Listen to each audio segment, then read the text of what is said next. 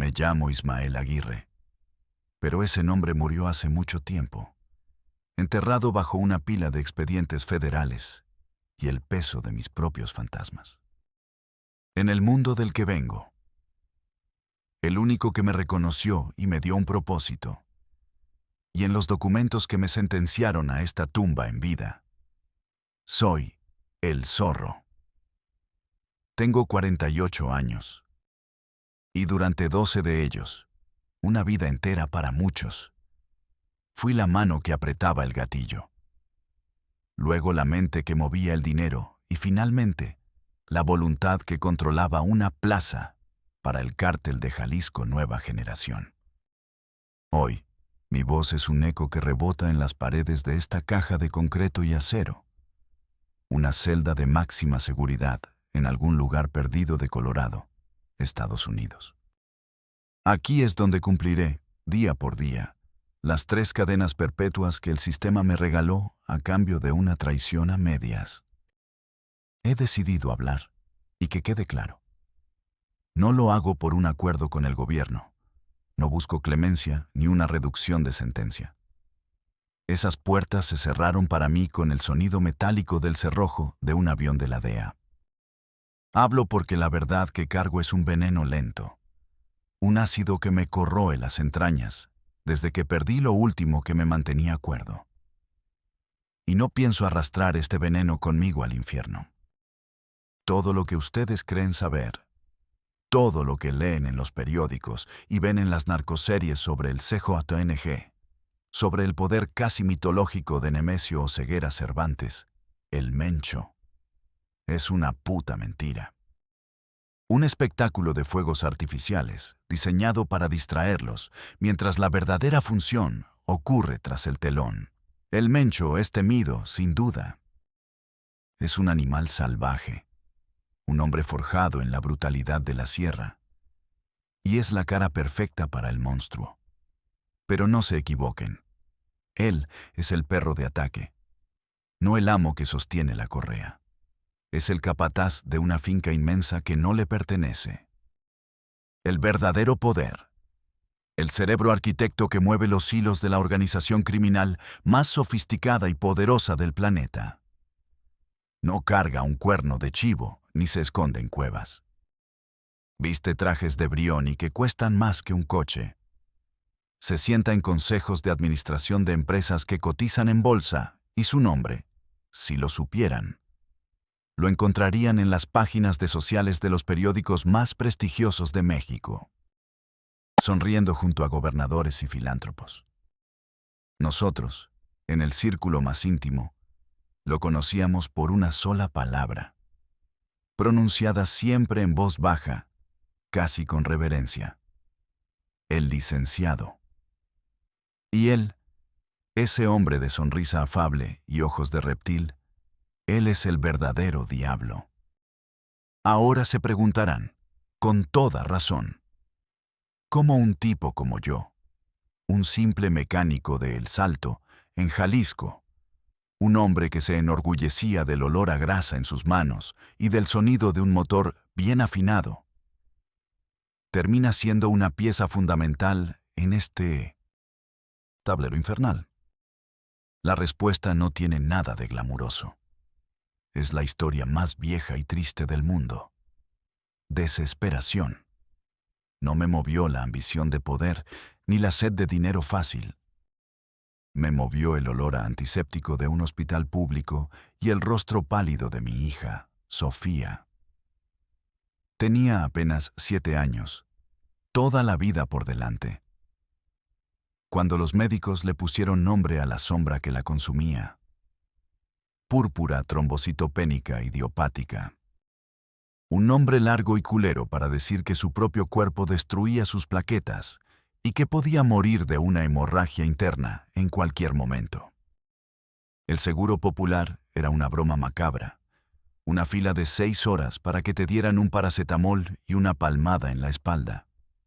Los tratamientos privados, las inmunoglobulinas, los medicamentos importados, costaban millones. Millones que un mecánico de barrio ni siquiera sabía cómo contar. Hice lo que cualquier padre haría. Vendí mi pequeño taller, el sueño de mi vida.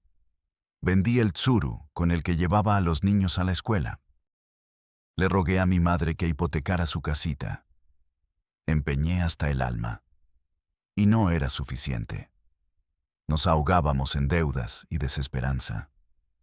Recuerdo una noche con una claridad que me quema. Estaba sentado en el suelo de la sala vacía, porque ya habíamos vendido los muebles.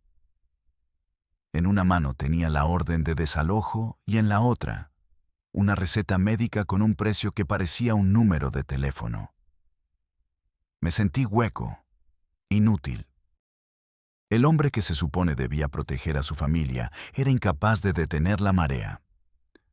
Fue esa noche cuando apareció el compa. Se llamaba Ricardo, un conocido de la infancia que había tomado un camino diferente. Siempre andaba en camionetas del año, con cadenas de oro que lastimaban la vista. Se sentó a mi lado en el suelo, me pasó un cigarro y esperó. No dijo nada por un largo rato. Luego, con una calma que contrastaba con mi tormenta interior, soltó la frase que se convirtió en mi evangelio y mi condena. El mundo no es para los buenos, zorro, ni para los pendejos, es para los que resuelven. No me ofreció unirme a la maña. Fue más inteligente, más sutil. Sabía que mi orgullo de hombre trabajador no aceptaría una limosna ni una invitación directa a matar. Me dijo que sus patrones necesitaban un mecánico de absoluta confianza. Alguien con mis manos, alguien discreto. Alguien que pudiera modificar motores para que corrieran más que los de la Federal, que pudiera blindar paneles sin que se notara, que pudiera construir compartimentos secretos, caletas, en los lugares más insospechados de un vehículo.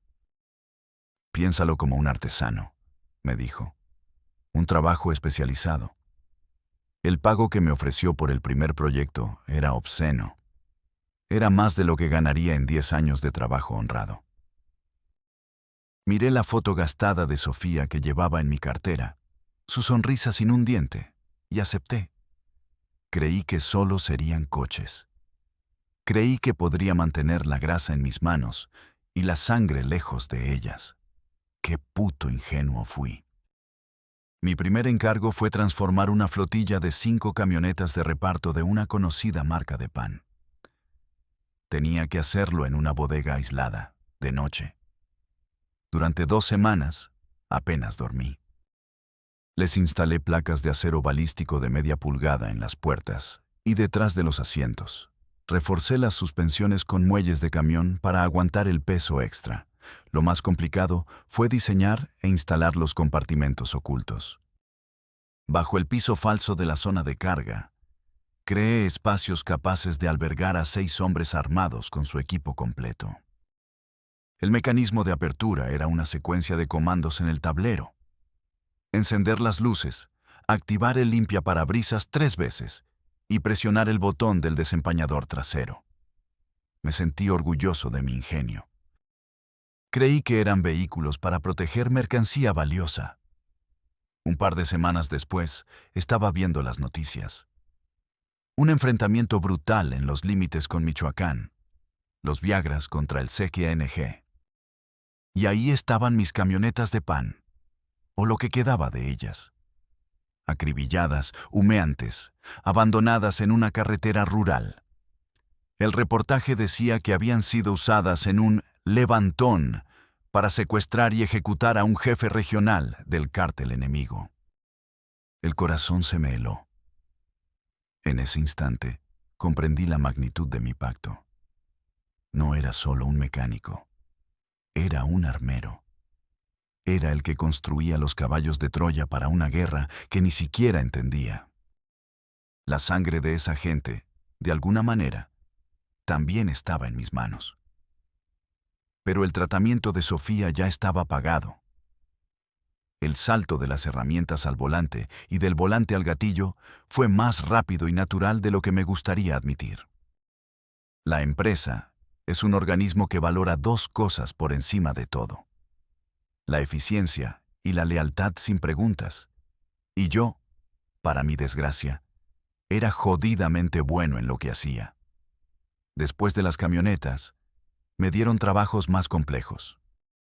Modifiqué tráileres con dobles fondos refrigerados, lanchas rápidas con motores trucados, incluso avionetas Cessna para que pudieran cargar más peso y aterrizar en pistas más cortas. Me gané una reputación. El zorro era el tipo que resolvía problemas mecánicos que nadie más podía.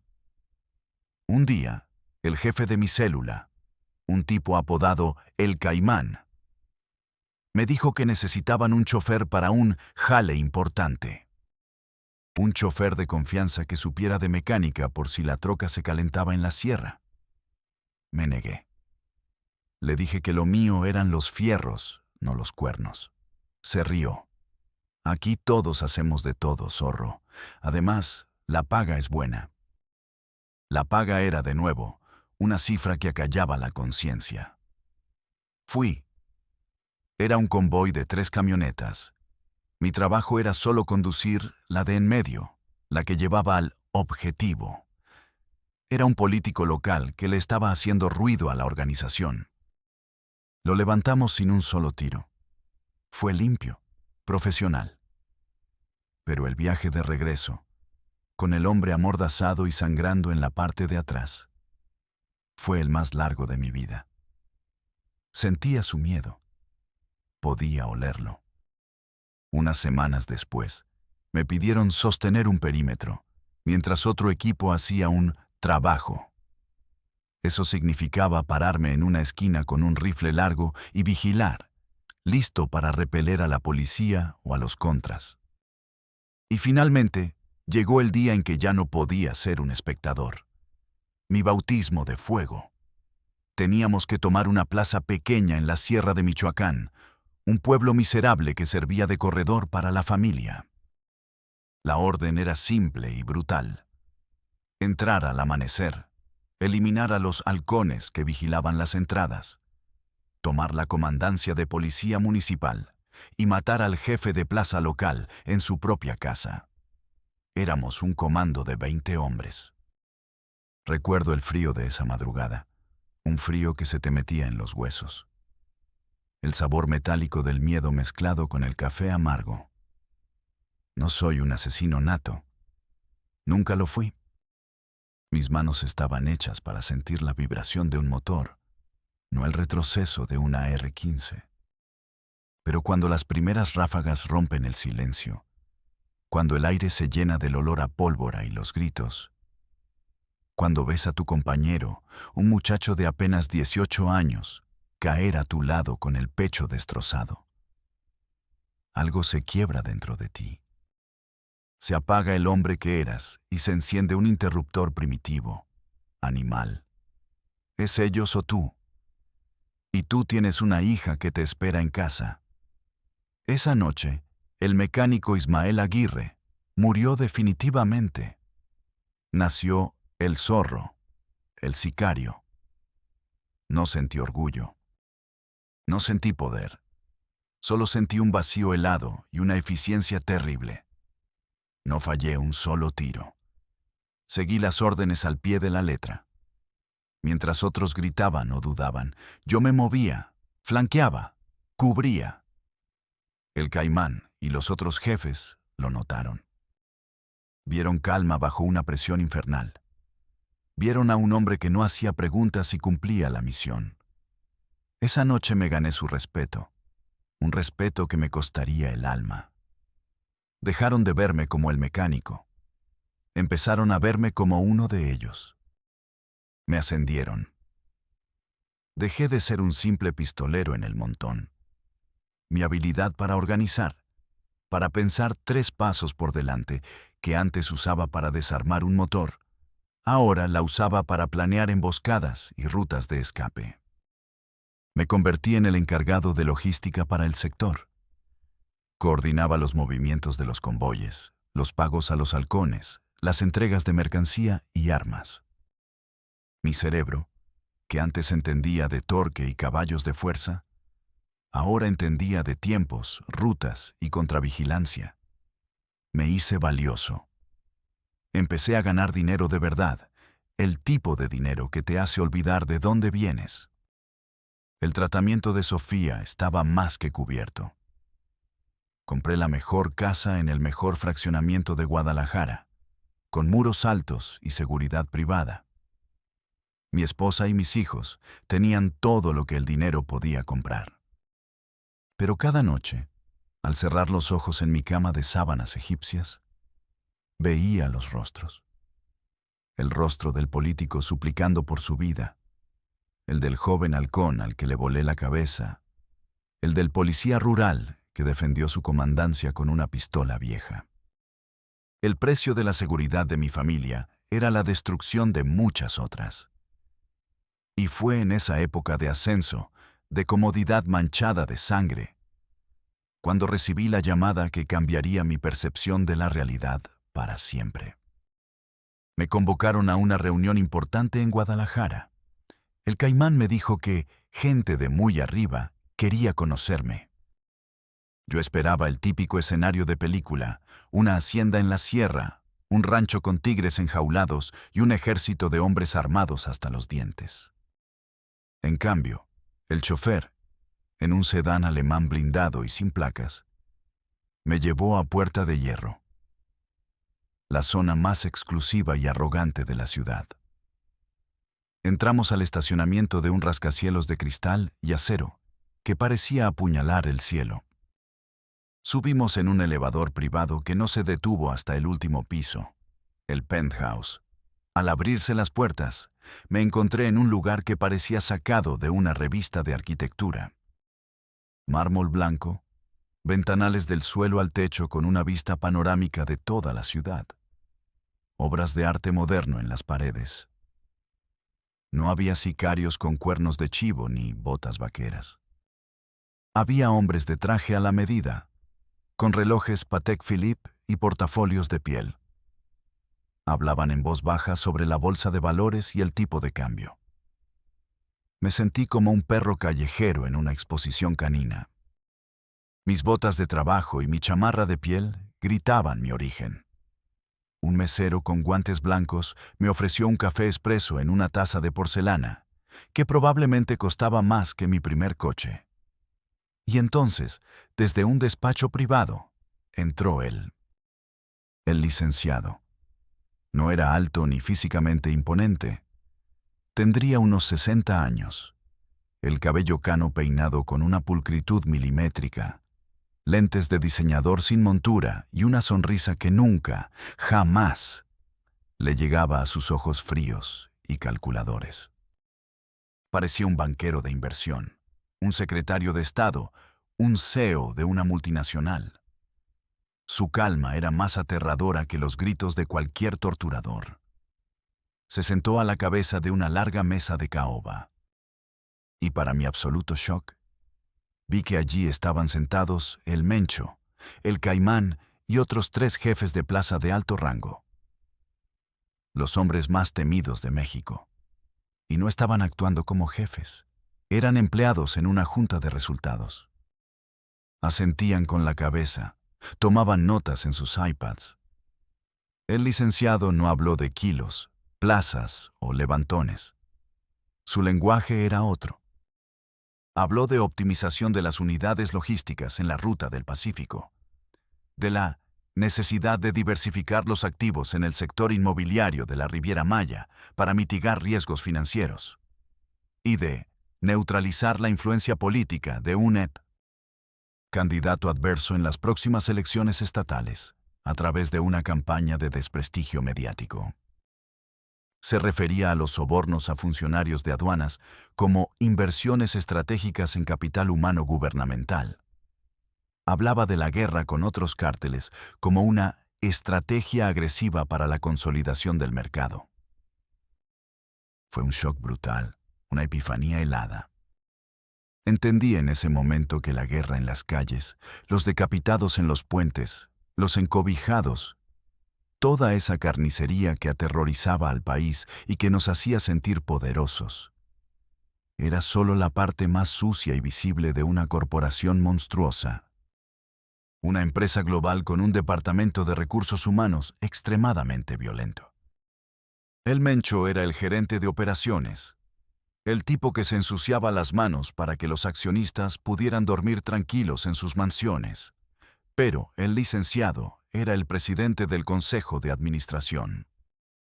Él movía a los políticos, a los jueces, a los generales, a los dueños de los medios de comunicación. Él decidía qué puertos se abrían, qué leyes se aprobaban y, en última instancia, qué sangre se derramaba y por qué.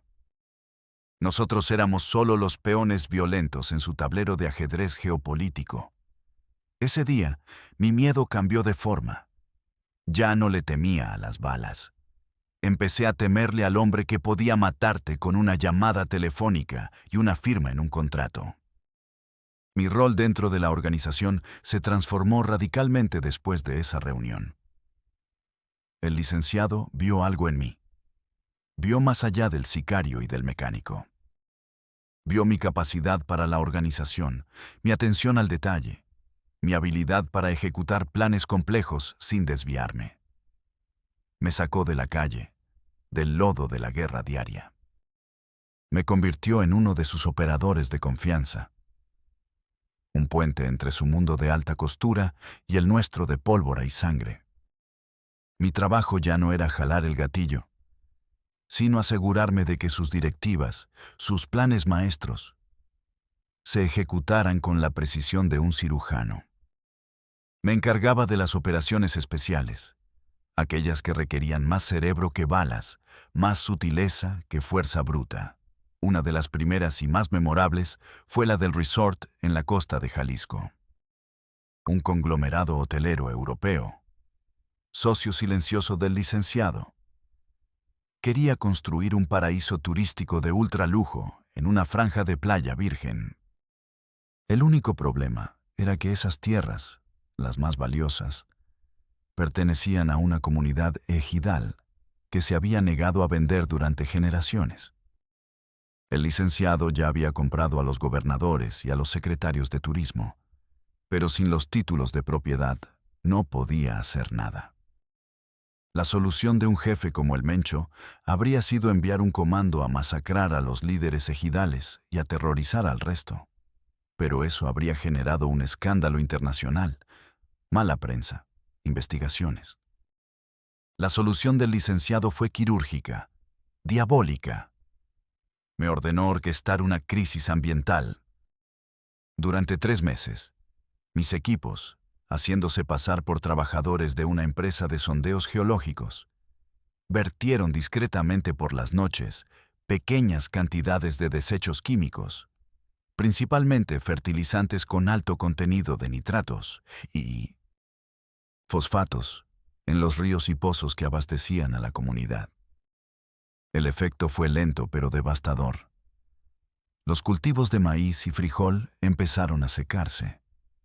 El ganado, las vacas y las cabras comenzaron a enfermar y a morir. Luego, la gente. Primero los niños, con erupciones en la piel y problemas estomacales. Luego los adultos. La desesperación se apoderó del pueblo.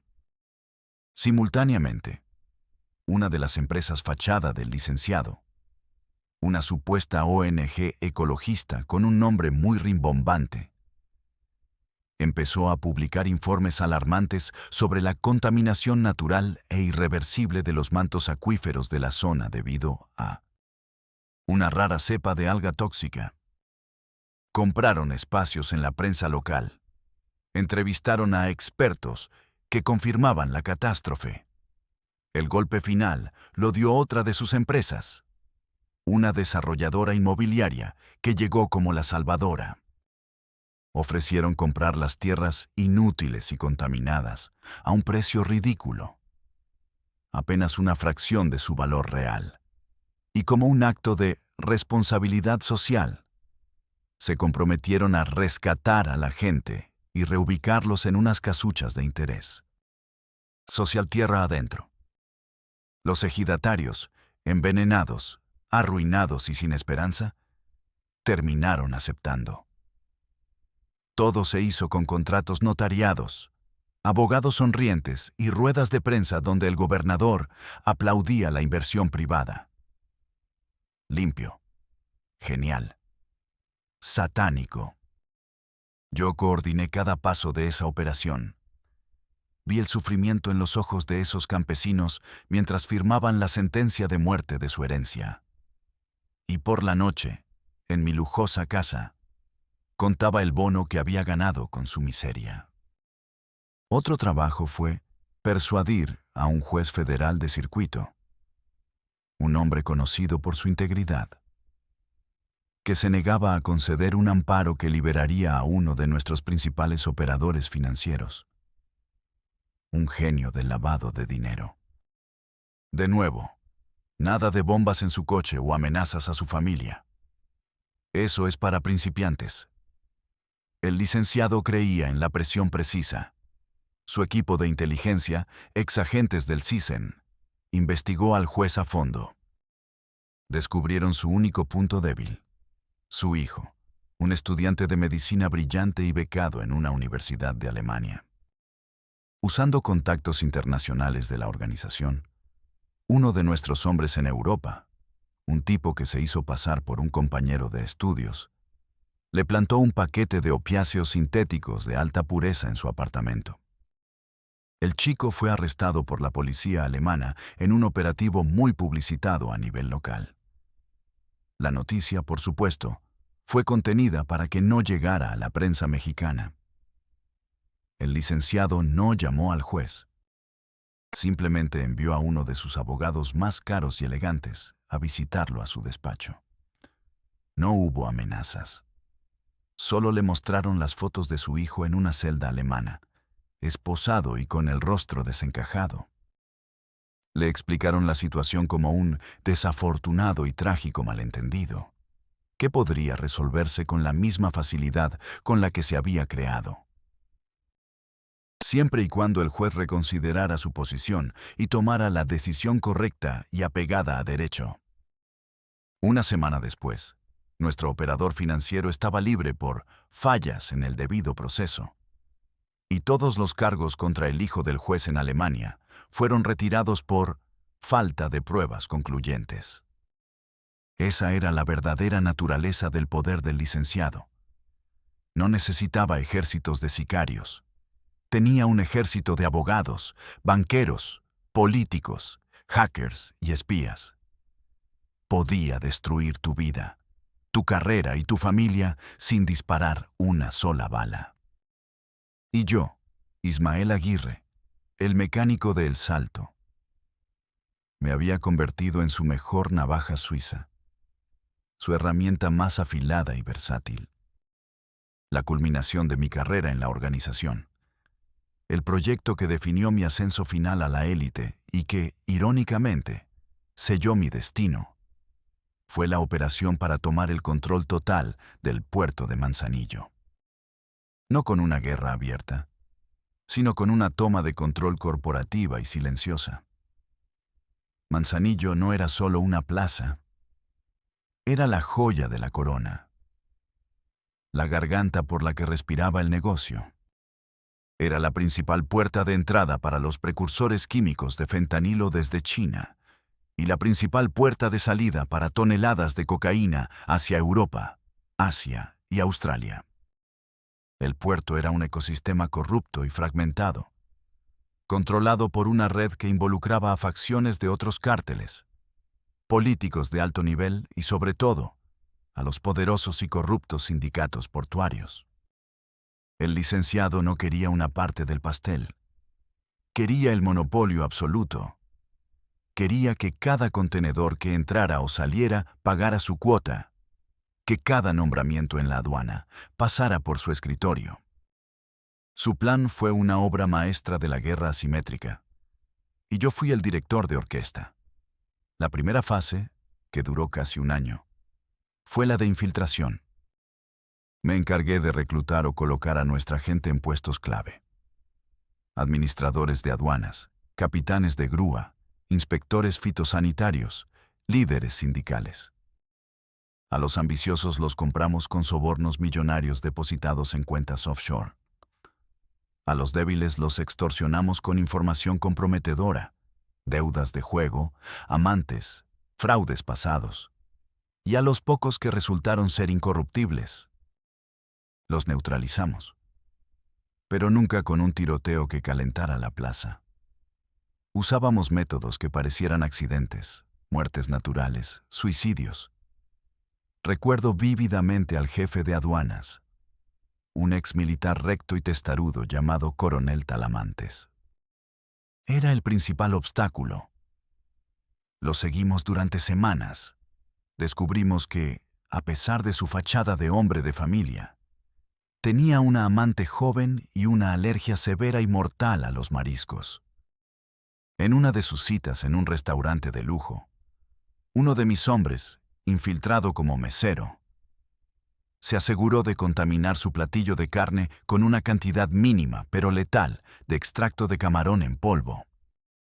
Murió de un shock anafiláctico fulminante en la mesa del restaurante, frente a su amante aterrorizada. Su muerte fue declarada una tragedia desafortunada en los periódicos.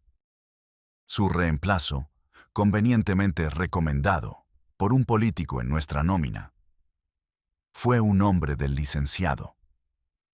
Otro caso fue el de un líder sindical que se oponía a nuestros planes. Era un bebedor empedernido. Una noche, después de una de sus borracheras, lo interceptamos. Le inyectamos una dosis masiva de alcohol directamente en la vena y lo dejamos en su coche encendido dentro de su garaje cerrado. La autopsia concluyó: suicidio por intoxicación etílica y envenenamiento por monóxido de carbono. Con las piezas clave en su lugar, comenzó la segunda fase: el golpe financiero y mediático. Usando a nuestros líderes sindicales infiltrados, provocamos una huelga masiva que paralizó el puerto por completo. Alegamos violaciones a los contratos colectivos, condiciones de trabajo inseguras. Cualquier pretexto servía. El puerto, la arteria económica del Pacífico, dejó de latir. Las pérdidas para el país se contaban en cientos de millones de dólares por día. La presión sobre el gobierno federal era inmensa. Nuestros columnistas y comentaristas a sueldo en la prensa nacional escribían editoriales incendiarios sobre la incompetencia gubernamental y la tiranía de los sindicatos corruptos. Creamos el caos. Y entonces, el licenciado apareció como el Salvador. A través de sus alfiles en el Senado y en la Secretaría de Economía, propuso una solución de vanguardia para la crisis: privatizar parcialmente la administración del puerto para garantizar la eficiencia y romper los monopolios sindicales. Fue presentado como un acto de modernización patriótica. La licitación pública fue una farsa. El pliego de condiciones estaba diseñado para que solo una empresa pudiera cumplir con los requisitos técnicos y financieros. La empresa que ganó el contrato por 25 años, por supuesto, era un consorcio internacional cuya filial en México era propiedad del licenciado. En menos de 6 meses, y con un derramamiento de sangre mínimo y prácticamente invisible para el público, el Cártel de Jalisco Nueva Generación, bajo la dirección estratégica del licenciado, se había convertido en el dueño absoluto del puerto más importante de México. Yo estuve en el centro neurálgico de todo. Coordiné los sobornos, las infiltraciones, las neutralizaciones, la huelga. Me sentía intocable, un dios en la sombra moviendo las piezas de un juego que nadie más podía ver. El dinero fluía a raudales. El poder era absoluto. Pero cada noche, en la soledad de mi despacho, el vacío en mi interior era más grande. Era el rey de un próspero reino construido sobre un cementerio de vidas y conciencias. El punto de quiebre, el momento preciso en que el castillo de naipes, que era mi vida, empezó a temblar. No fue una bala de un enemigo. ni una traición de un socio. Fue algo mucho más silencioso y devastador. Una conversación con mi hijo, Mateo. Para entonces, él tenía 16 años, y mi hija Sofía, irónicamente, estaba sana y soñaba con estudiar medicina. Habíamos logrado, o eso creía yo, mantenerlos en una burbuja de oro. Estudiaban en las mejores escuelas bilingües, viajaban por el mundo. Vivían rodeados de lujos y completamente aislados de la violencia que pagaba por todo ello. Una noche, entré en la sala de televisión y encontré a Mateo viendo un documental en internet. No era una película de acción. Era un reportaje de investigación, crudo y detallado, sobre el poder del CJNG en México. Mostraba imágenes de enfrentamientos, de los vehículos blindados artesanalmente, los monstruos, y entrevistas con analistas que hablaban del cártel como una fuerza paramilitar que desafiaba al Estado. Me senté a su lado en silencio. Después de un rato, me miró, y en sus ojos vi una mezcla tóxica de miedo, curiosidad y una espantosa admiración. ¿Es verdad, papá?, me preguntó en voz baja, como si temiera la respuesta. ¿Es verdad que tú trabajas con esa gente? Mi primera reacción fue mentir, como siempre. Le di la versión oficial, la que le daba a mi esposa, a mis padres. Le dije que eran solo negocios, que tenía una empresa de logística y seguridad privada que a veces le daba servicios a clientes complicados, que los rumores eran exageraciones de la prensa. Pero él ya no era un niño. Me miró fijamente y dijo algo que me desarmó por completo. En la escuela, algunos compañeros dicen que son los que mandan de verdad, que son más poderosos que el gobierno, que hacen lo que quieren. Dicen que son como héroes para algunos, porque ponen orden donde la policía no puede. Esa palabra, héroes, se me clavó en el pecho como un cuchillo de hielo. En la mirada fascinada de mi propio hijo, vi el reflejo del mismo veneno que me había seducido a mí años atrás, la atracción por el poder crudo, por la idea de estar por encima de la ley. Entendí en ese instante que los muros altos y los guardias armados no podían proteger a mis hijos del monstruo más peligroso, el que yo había invitado a nuestra mesa. El legado que le estaba dejando a Mateo no era una fortuna, era una invitación a seguir mis pasos. La sangre que yo había derramado estaba empezando a manchar su alma. Esa noche no dormí. Di vueltas por la casa como un animal enjaulado. Vi a mis hijos dormir y por primera vez en mucho tiempo sentí un miedo puro y paralizante. No miedo por mi vida, sino por las suyas. Tomé una decisión irrevocable. Tenía que salir. Tenía que sacar a mi familia de ese infierno dorado, desaparecer del mapa, empezar de nuevo. Empecé a planear mi escape en el más absoluto secreto. Era como planear una operación contra mí mismo. Usé todos mis conocimientos en lavado de dinero e ingeniería financiera para crear una nueva vida. Durante casi un año, llevé una doble vida de una tensión insoportable. De día, era el zorro, el operador eficiente y leal del licenciado, moviendo millones y coordinando operaciones. De noche, era Ismael Aguirre, un padre desesperado construyendo una balsa para escapar de un océano infestado de tiburones. Creé empresas fantasma en Panamá y las Islas Caimán. A través de una compleja red de transferencias, empecé a desviar pequeñas cantidades de dinero, migajas de las enormes sumas que manejaba, a cuentas encriptadas en Suiza y Singapur. Compré, a través de testaferros de confianza que ni siquiera la organización conocía, un viñedo en Argentina y una casa en Nueva Zelanda. Contraté a los mejores falsificadores de Europa para que nos hicieran nuevos pasaportes, nuevas identidades, nuevas vidas. Era un juego mortal. Sabía que la única póliza de jubilación en la empresa era una bala en la nuca.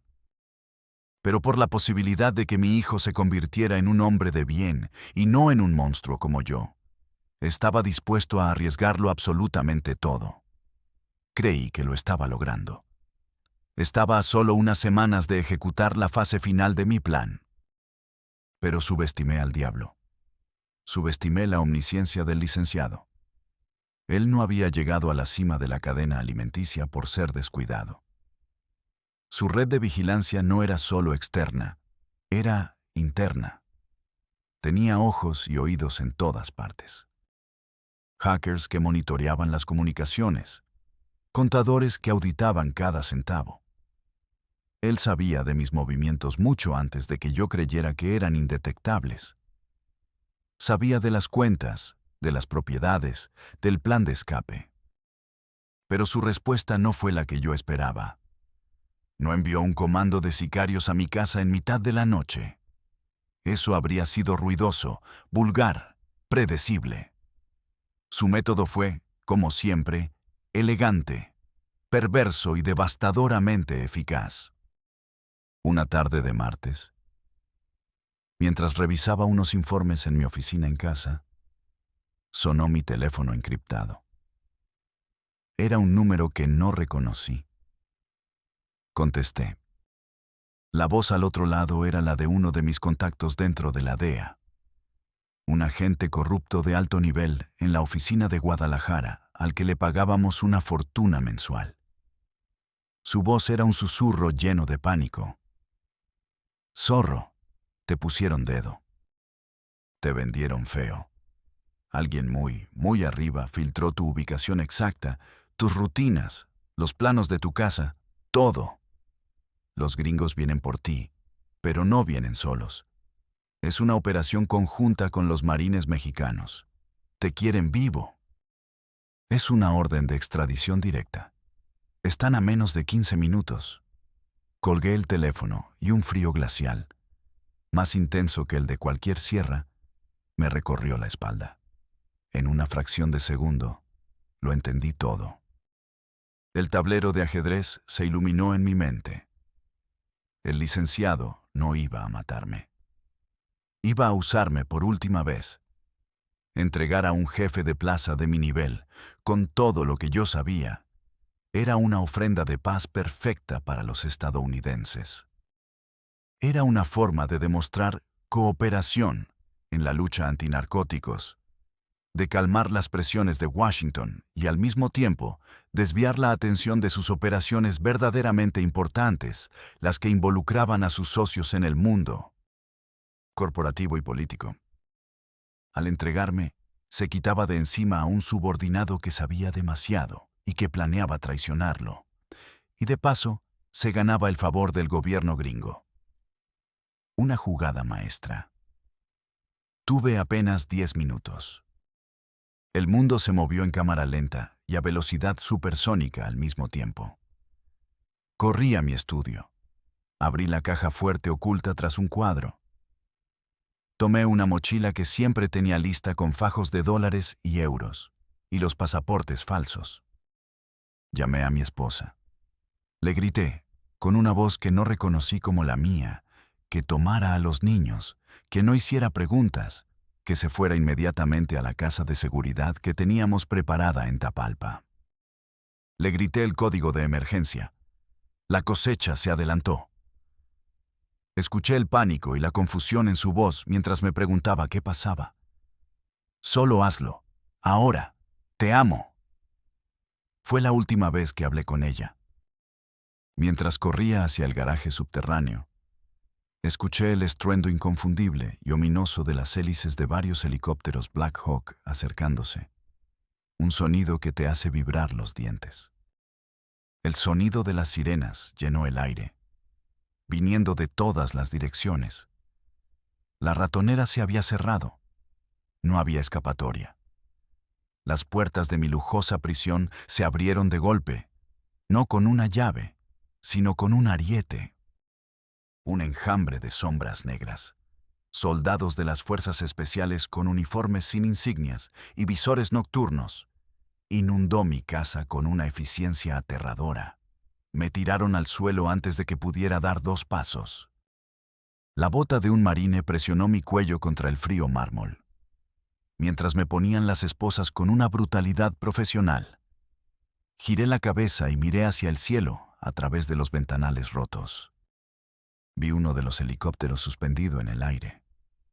Y por un segundo, pude jurar que veía la silueta de un hombre de traje observando la operación desde la puerta abierta. No me cazaron mis enemigos. Me había entregado mi propio jefe.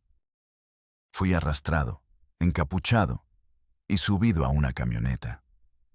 Luego a una base militar, y de ahí directamente a un avión de la DEA que esperaba en la pista.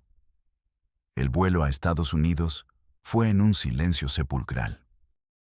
Vi cómo la mancha de luces de mi país se hacía pequeña por la ventanilla. Cómo mi vida, mi familia, todo lo que había construido sobre cimientos de arena y sangre, se desvanecía en la oscuridad. Fui interrogado durante meses en una instalación secreta. Jugaron al policía bueno y al policía malo. Me mostraron fotos de mi familia.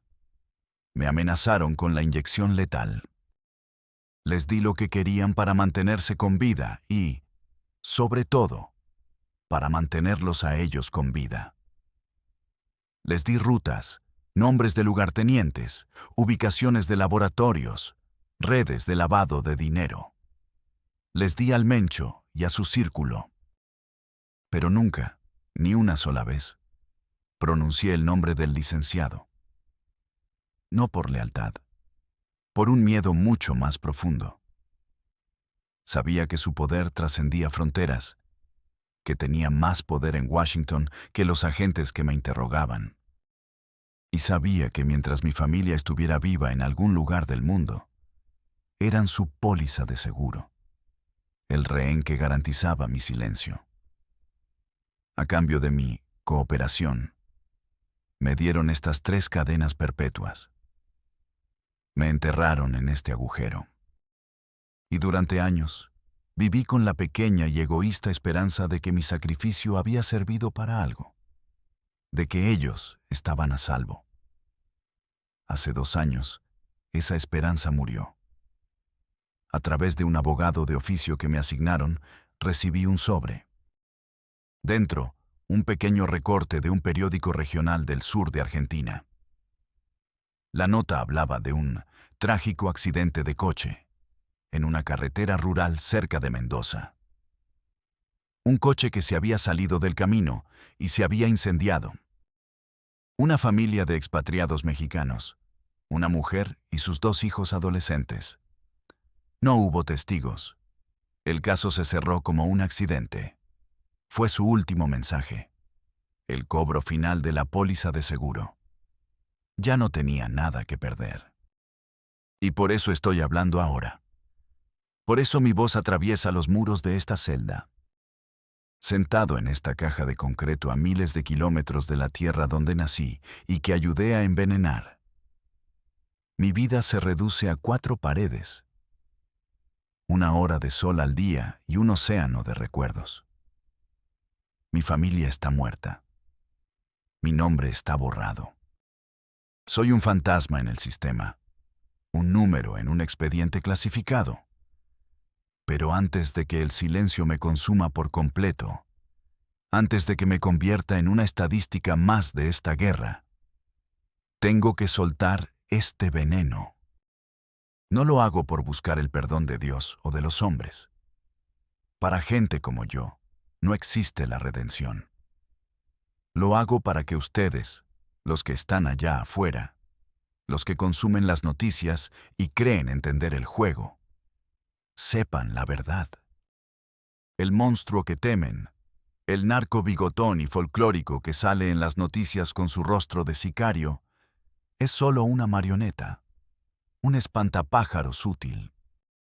Los verdaderos dueños del circo visten trajes impecables, dan la mano a presidentes en foros económicos internacionales, y sus fortunas son celebradas en las revistas de negocios como ejemplos de éxito y visión. Ellos controlan el país, no con ejércitos de matones, sino con ejércitos de abogados, no con balas, sino con acciones en la bolsa, con contratos gubernamentales amañados, con sentencias judiciales compradas. El licenciado y la gente como él siguen ahí fuera, probablemente leyendo la transcripción de estas palabras en un informe de inteligencia, con una sonrisa tranquila y un vaso de whisky de 18 años en la mano. Él es el sistema. Y si alguna vez la vida del narco te parece atractiva, si el brillo del dinero fácil, de los coches rápidos y el poder instantáneo te ciega, recuerda mis palabras desde esta tumba. Recuerda que cada peso que ganes estará manchado no solo con la sangre de tus enemigos, sino con la de inocentes. Recuerda que las cuerdas que te hacen sentir poderoso las sostiene alguien a quien nunca verás, alguien que te desprecia y te considera una herramienta desechable. Te usarán, te exprimirán hasta la última gota y, cuando ya no sirvas, cuando te conviertas en un riesgo, te desecharán como a mí, ya sea en una fosa clandestina o en una celda como esta. Desde aquí, desde esta caja de concreto donde el tiempo no existe, no hay salida, no hay escape, no hay vuelta atrás, solo hay silencio. Y los fantasmas, tantos, tantos fantasmas.